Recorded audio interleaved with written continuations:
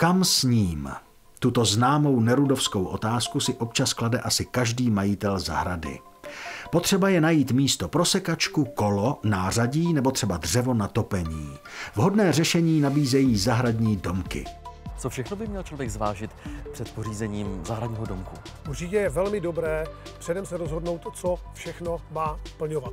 To znamená, jestli bude sloužit pouze k tomu uskladnění nářadí, anebo budeme chtít, aby nám sloužil i k rekreačním účelům, nebo třeba ke garážování techniky. I když se jedná jenom o zahradní domek, budu potřebovat stavební povolení? Nebudete potřebovat stavební povolení, protože došlo k úpravám od července roku 2025 a pokud budete stavět zahradní stavbu do 40 metrů čtverečních, jednopatrovou, dodržíte vzdálenost 2 metry od hranice pozemku, samozřejmě musíte dodržet 50% prostor pro vsakování dešťové vody a vše bude v souladu s územním plánem, pak nepotřebujete stavební povolení. A když už víme, jak má ten domek vypadat a co všechno má splňovat, kam je nejlepší ho na zahradě postavit? Určitě je vhodné nevybírat vlhká místa, to znamená nezastrkovat zahradní domek někam do kouta, kde bude vlhko a kde bude stín a chlad. Další důležitý aspekt je samozřejmě, aby byl napojen přímo na chodníčky, na příjezdové cesty a podobně, protože když budete chtít třeba vyjet se sekačkou, s kolem, s motorkou, určitě budete chtít vyjet pohodlně, nikoli nějakým plátem. No a další věc je umístění vzhledem k oknům, to znamená ne pouze vjezd, ale také, kde budete mít okna. Když umístíte okna směrem na jih, budete mít samozřejmě více světla a pokud umístíte zase vjezd a vchod na sever, zase vám tam bude třeba méně foukat. Potřebuje zahradní domek nějakou základovou desku a když tak jakou?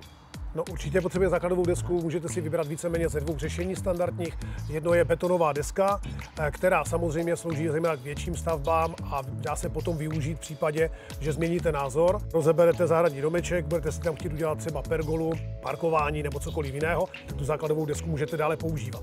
Ale jde víceméně o takové nevratné řešení. Druhou variantou je možnost tzv. Základových patek, které se překryjí zámkovou dlažbou, což poté působí esteticky při napojení na další chodníčky a podobně. Toto se používá zejména u menších zahradních domků. Zvolil bych určitě řešení základové desky nebo základových patek s přípravou profesionály, protože dost často se stává, že si člověk něco udělá své pomocí, poté přijede dodavatel zahradního domku a zjistí, že vlastně na základovou desku nebo na ty patky domeček nesedí a je problém. Z čeho můžeme takový domek postavit? Stále je velmi oblíbené dřevo samozřejmě, nicméně popularitu získává moderní trend a sice sendvičové ocelové panely s povrchovou úpravou.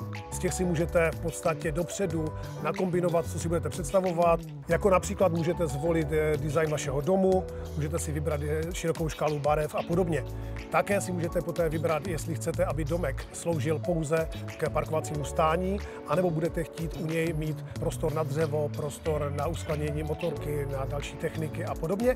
No a tak se může stát, že vlastně z vašeho zahradního domečku se stane kancelář, wellness centrum, venkovní kuchyně a podobně. Jak vybrat okna a dveře k takovému domku? Okna a dveře samozřejmě slouží především k větrání a přístupu světla. U menších můžete volit jednoduchá okna, protože samozřejmě vyvětráte dveřmi a podobně, ale pokud je už domeček trošku větší, lidé často volí okna, která máte vlastně na klasickém rodinném domku, to znamená dvojskla a podobně. Variantu vrat volíme podle toho, co vše budeme chtít do zahradního domku ukládat. Můžeme volit jednokřídlá, dvoukřídlá nebo posuvná, no a samozřejmě sekční vrata, výklopná vrata, a ty se hodí zejména v okamžiku, kdy chcete do svého domečku jezdit například zahradním traktůrkem nebo nějakou větší technikou. Jak je to s doplňky? Doplňku modulární systémy nabízí celou řadu. Je to spousta závěsných systémů, polic a podobně, takže řekl bych, že každý kutil a každý, kdo má zahradní domeček, najde to, co potřebuje. Důležité je vybrat správnou velikost a nemusí být největší ten domeček, můžeme jej poté díky právě té modularitě rozšiřovat a přidávat další prostory, které se nám budou v budoucnu hodit. Mám se pustit do stavby zahradního domku sám, své pomocí, nebo raději pořídit domek už hotový? Spousta kutilů staví své pomocí, ale je to běh na delší trať. Pokud si vyberete vhodného dodavatele, vyberete si na konfigurátoru barvu, velikost, dveře, okna a v podstatě do 24 hodin můžete mít váš zahradní domeček hotový.